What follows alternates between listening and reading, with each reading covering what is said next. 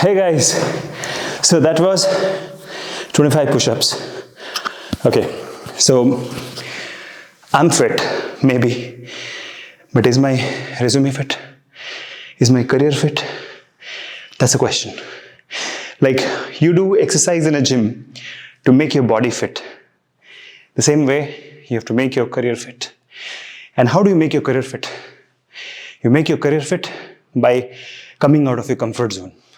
Exercise is nothing but comfort zone, right? Same way, you have to come out of your comfort zone. You have to try new things. You have to go ahead and, try out different fields in biosciences. If you are a botanist, why not try your hand at agricultural biotechnology? If you are a biochemist, why not try new things in the CRISPR or molecular biology or cell biology? When you come out of your comfort zone, that's the first thing. The second thing is you have to add more skills. And skill set doesn't mean you need to know how to do it. For example, if I know how to operate this camera, can I create a beautiful video? No.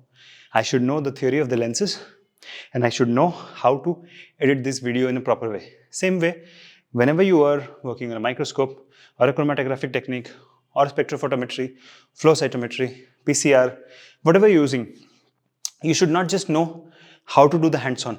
You need the applied theory, you need the data analysis. All things combined together, that's how you learn, that's how you grow. That is how your career will be fit.